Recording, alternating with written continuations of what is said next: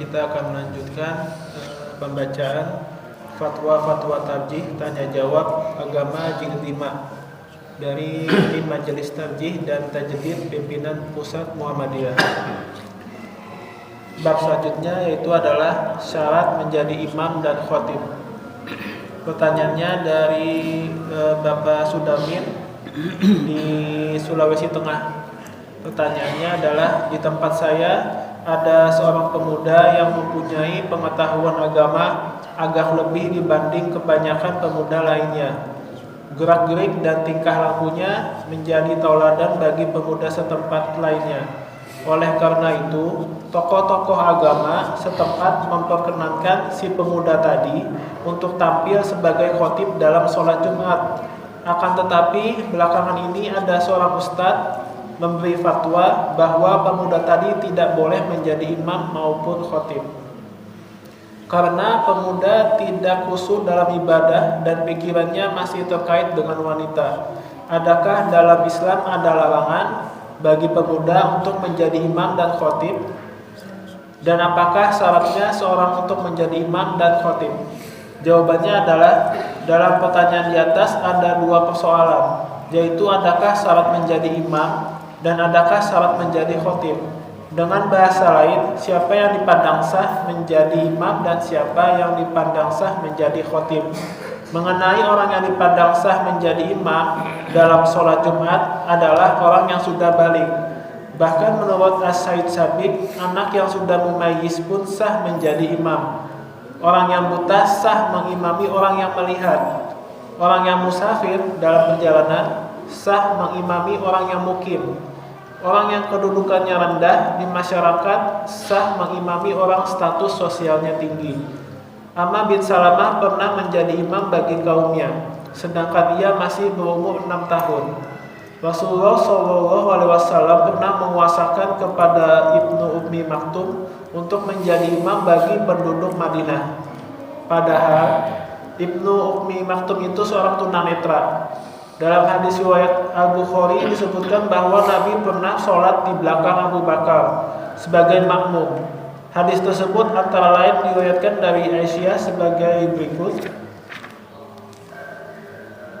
Dari Aisyah radhiyallahu anha dia berkata, Rasulullah SAW pada waktu sakit menyuruh Abu Bakar untuk sholat bersama orang-orang menjadi imam.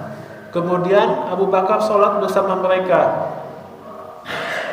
berkata, keluar karena Rasulullah merasa badannya agak ringan. Kemudian beliau keluar untuk sholat. Pada waktu itu Abu Bakar akan mengimami sholat. Tatkala Abu Bakar melihat Rasulullah, dia memperlambat sholatnya untuk memberikan kesempatan kepada Rasulullah untuk menjadi imam. Kemudian Rasulullah memberi isyarat agar Abu Bakar tetap menjadi imam, dan Rasulullah duduk di sebelahnya. Abu Bakar sholat bersama Rasulullah dan orang-orang pun sholat di belakang Abu Bakar. Hadis riwayat Bukhari. Dari hadis ini dapat diketahui bahwa ada upaya dari Abu Bakar untuk tidak menjadi imam setelah mengetahui bahwa Rasulullah datang dengan memperlambat memulai sholat. Karena Abu Bakar mengetahui bahwa dirinya tidak ada apa-apanya dibandingkan Rasulullah. Tetapi Rasulullah tetap menyuruh Abu Bakar menjadi imam. Hal ini menunjukkan bahwa orang yang pengetahuan agamanya kurang boleh menjadi imam bagi orang yang pengetahuan agamanya lebih tinggi. Sebab kalau alasan berdirinya Abu Bakar menjadi imam karena semata-mata Rasulullah sakit, dapat saja Rasulullah mengimami sambil duduk. Tetapi hal ini tidak beliau lakukan. Bahkan Rasulullah lebih memilih menjadi makmum. Dalam pada itu memang yang lebih baik bahwa imam sholat itu adalah orang yang lebih banyak mengetahui Al-Quran dan lebih fasih bacaannya, sebagaimana disebutkan dalam sabda Nabi, apabila mereka bertiga, hendaklah salah seorang di antara mereka menjadi imam, dan yang berhak menjadi imam ialah yang paling pandai membaca Al-Quran.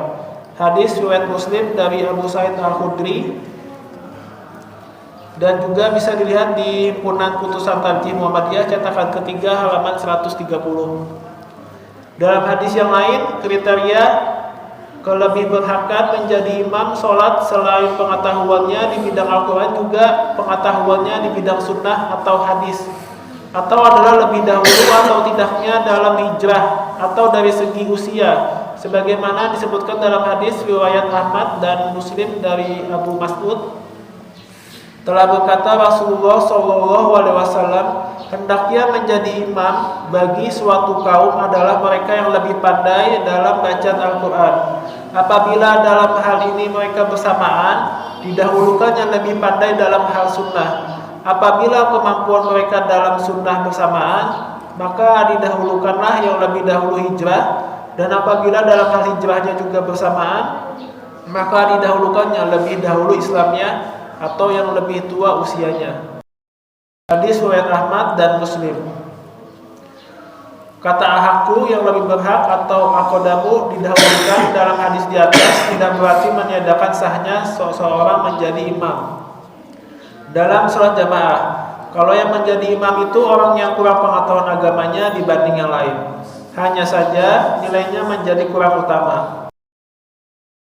Apabila persoalan ini diterapkan kepada pemuda yang dimaksudkan penanya, maka sah-sah saja sholat jamaah tersebut. Apalagi pemuda tersebut mempunyai pengetahuan agama yang lebih dibanding yang lainnya.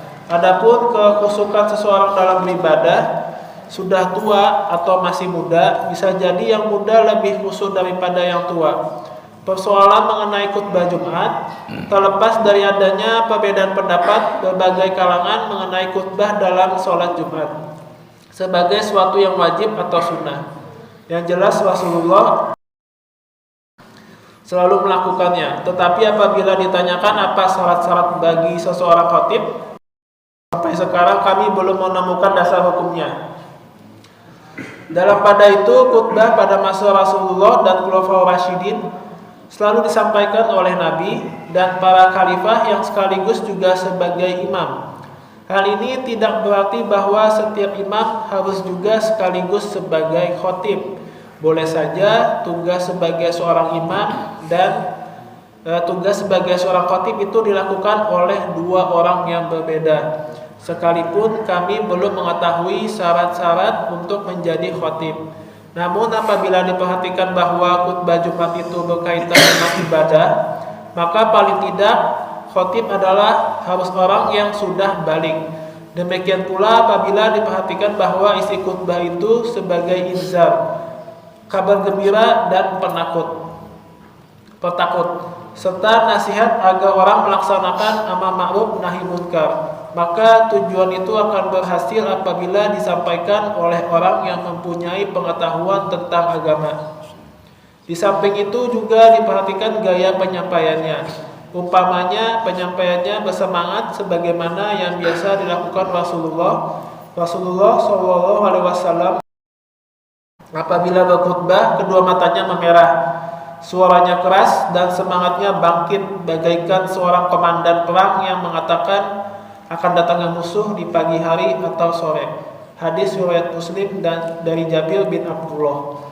Khutbah yang demikian diharapkan akan berhasil guna dan berdaya guna. Hal ini sangat bergantung kepada sumber daya manusia yang ada.